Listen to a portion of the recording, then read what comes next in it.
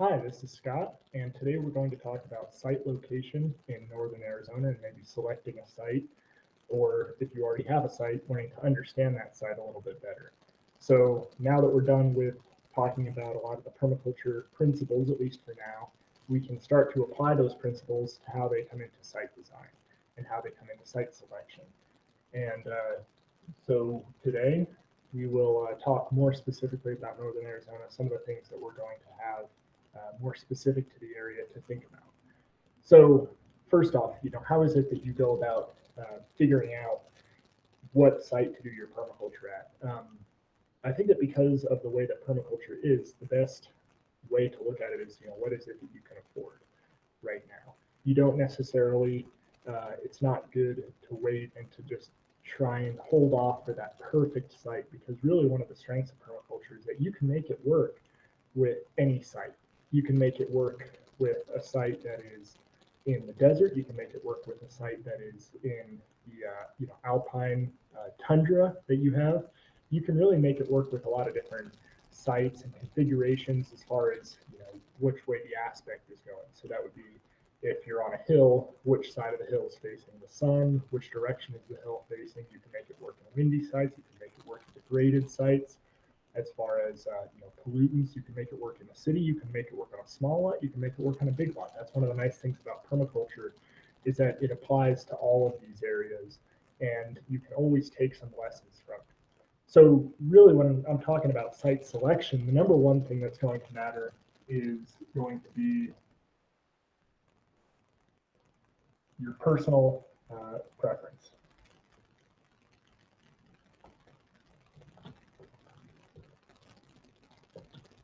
So that's going to include things like your proximity to work, your proximity to family. Uh, Transportation is a big part of life. You don't want to be commuting, if you're still working a job, if that's in your plan, to commute over an hour, hour and a half to and from work each day. That adds, a huge stress to your life. Some people might be okay with it, some people maybe not. So those are, things to consider, your personal preference. You can get really cheap land in the middle of nowhere in South Dakota, but is that going to match what it is you want with your life? Even if you can make it work great with permaculture, is that going to work with staying in touch with family and friends? And maybe it does for you. Maybe what you want is a place in the middle of nowhere to hunker down and to wait out the nuclear apocalypse. If you do, that's cool, and permaculture could probably help you do that. Maybe not in the event of the nuclear holocaust, but at least having some food to prepare beforehand. So, number one thing with site location, I think, is always going to be your personal preference. A lot of those lifestyle things, what is it that works for you? When we get into talking about things like scale of permanence, there are other things that are worth considering. I think the second big one is going to be climate. The macro climate of an area is something that you're not going to really change. So for those of us in northern Arizona, we know that we are going to get most likely 4 seasons.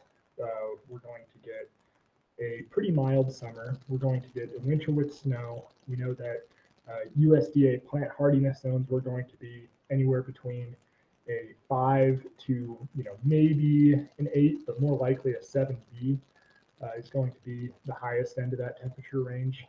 So that is going to put some limits on what it is that we can and can't grow. That's going to put some limits on the kind of systems that we can look at developing, or more how we implement those systems. So, macroclimate's a big thing. If you hate the snow, maybe then northern Arizona isn't going to be the place for you. But, if you like 4 seasons, then northern Arizona is a great place. The climate that I'm talking about here, number two, is more of a macro climate. We can affect microclimates. We can make a certain area, maybe within your property, you can drop something down to 1.5, maybe even 2 USDA plant hardiness zones just by designing it right. If you're adding a lot of rocks on the northern side of a plant so that it's getting that warmer winter sun hitting the rocks, retaining the heat in the thermal mass of the rocks, and then releasing that over the night when it gets cold, then that plant may have quite a bit higher of a low temperature than all the other plants around it because of the rocks. You can do things with water. The water is also going to retain heat and more normalize that day-night temperature.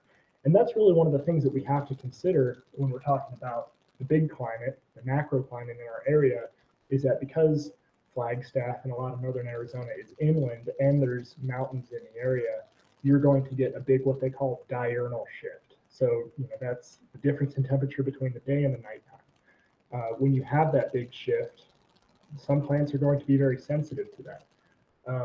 Some plants are frost sensitive, and on the other hand, some plants like apple trees need to get a certain number of chill hours in the winter for them to properly fruit.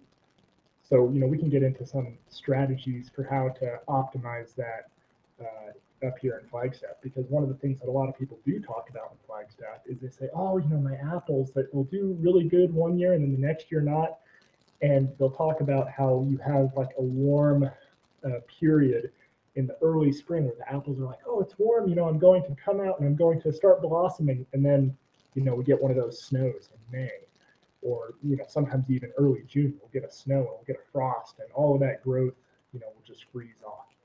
So, permaculture has a lot of ways of addressing that we can get into later when we talk about microclimates.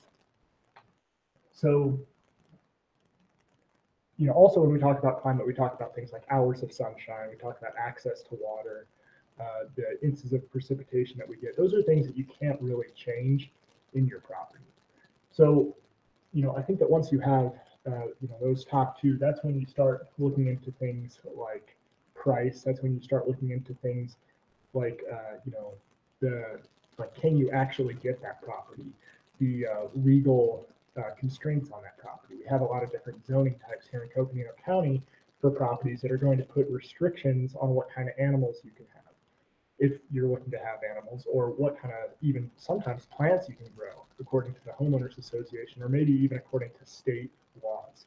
So we're going to say that number 3 is really, price and legal.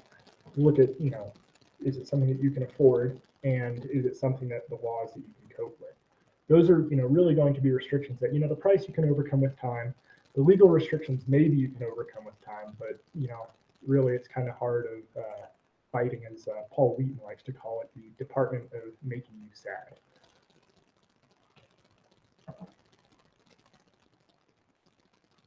So number 4 is going to be the specific landscape of the area.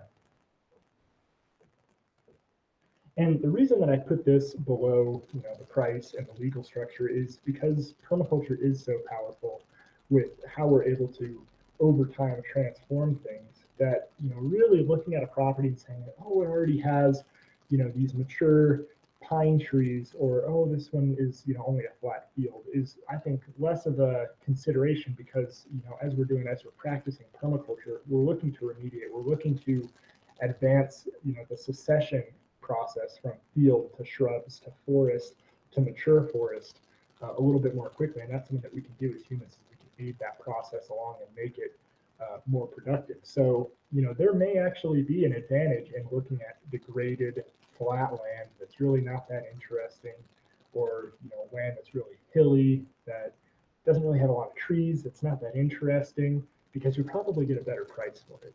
And if you get that better price for it, you can use the permaculture principles to transform the land into something that's a lot more productive.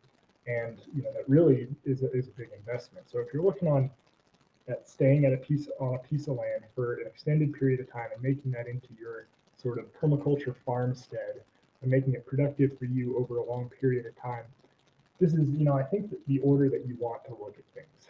Now, those are, I think, the 4 main considerations when you're talking about picking a location.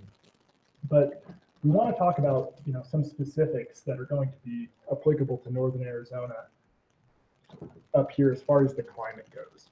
So the climate, as we know, we have wind, we have sun, it dries out, but, we can also get a lot of rains, like we've been seeing these last few days with the monsoon. We can get, sometimes 2.5 inches of rain in a single rain event in an afternoon.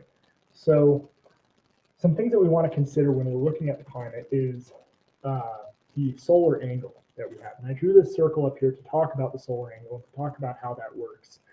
A lot of times you will be able to look at the azimuth and altitude of the sun at certain times of the year. And that's really important when we're talking about the exposure of plants to that sun. And when we're even talking about maybe passive solar design for houses, which plug in great with permaculture. So if you've never seen one of these before, what it's showing is that in the winter, the sun actually rises in the southeast and it will set in the southwest. So here's your little circle. North is up, south is down here. And in the summer, sun will rise in the northeast, go all the way kind of around, and then set in the northwest. So it's kind of hard to draw this out two-dimensionally, but the way that you can picture it is in the winter, the sun is staying low over the horizon. If this is, the plate right here, if we're going to say that the earth is flat and I'm holding it in between my fingers, the sun is going to be low along the southern sky, rising in the southeast, setting in the southwest. In the summer, the sun is going to rise in the northeast. It's going to go very high and it's going to go slightly over 90 degrees north. It's going to go a little bit to the south and then it's going to arc back and set in the northwest. So that's why our days are longer in the summer. We get more of the direct overhead sunlight. And the way that this kind of comes into play with permaculture is you think about what it is that the landscape needs and how the energy flows are going. And in the winter, if you have something that in the winter wants to stay warm, like, like your house or a plant, you want to make sure that we are, practicing the permaculture principle of catching and storing energy and that we have that exposure to the south side. So the southern exposure, especially in, places that have 4 seasons like Flagstaff and that are going to be colder in the winter, and you're in the northern hemisphere, the southern exposure is going to really help you to have a more gradual temperature, a more moderate temperature over the year. Because in the winter, it's going to heat up because it's getting that more direct sunlight. And in the summer, because it's a little bit more shaded because the sun rises in the northeast, sets in the northwest in the summer, it's actually going to be a little bit more moderate. So south side is going to be more moderate. North side is going to be more extreme. So let's pretend you have a hill, and the south side of the hill, you're going to be able to grow things, let's say maybe at a zone 7B, USDA plant hardiness zone, because it's a warmer, more moderate climate. On the north side of that hill, you may want to look at stuff that's going to be USDA plant hardiness zone 5 or 6, or something that's a little bit more tolerant of cold winter temperatures. And a lot of people say, oh, well, the south side's just good for everything. We got to plant everything on the south side. Well, not really, because one of the ways that we can actually save apples and increase fruit productivity for fruit that needs those chill hours and to make sure that it doesn't get too warm too early in the year is to keep it on that north side. So, a lot of apple trees and peach trees and apricots may have a certain number of chill hours that they require before they start to fruit.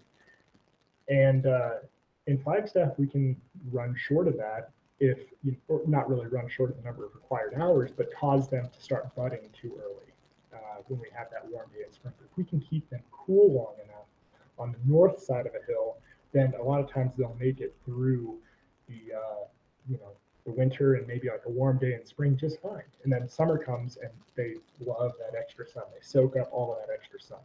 It's funny because the house that I'm staying at right now has an apple tree that is just incredibly productive. It produces, sometimes a big trash can full, maybe even 2 trash can fulls of apples. It's really big, delicious green apples.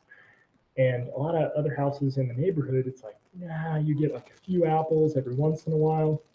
But I really think the difference with this apple tree is that it is on the north side of the house. So it's on the north side of the house in the winter and in the spring. It's really pretty cold out there, and it's not getting a lot of that warmth. In the summertime, though, it's just bombarded with sunlight. So when it's at its most productive time, it's getting the most sunlight, and it's not coming out of its winter dormancy early. So, in this kind of way, we can look at the orientation that we have and, your solar angles for where exactly the sun rises and sets and where it is as far as its altitude in the sky is going to change based on your latitude. So I will put some links for ways to figure out the altitude and azimuth of the sun on different days of the year. A good way of looking at it is look at the solstices and look at the equinoxes. So look at where the sun is on those days to get a better idea of your sighting. Another thing worth talking about is wind and temperature inversions. So here in Flagstaff, a lot of the wind is due to altitude effects, temperature differentials. As the mountain heats and cools faster than the rest of Flagstaff, it can cause a lot of wind coming up. A lot of it is also from the continental divide that we have nearby, and even the rim that we have of the Colorado Plateau. We get a lot of wind effects from that. So wind is something that we can catch and store energy. We can block if we're placing elements directly perpendicular, and we'll have another talk about windbreaks another time. But if you're placing elements perpendicular to the wind is going to hit this element, it's going to go over, it's going to loft, and then it's going to eventually come back down. And the way that we design those windbreaks is important. And the wind is going to have an effect on the cooling in the summer and in the winter.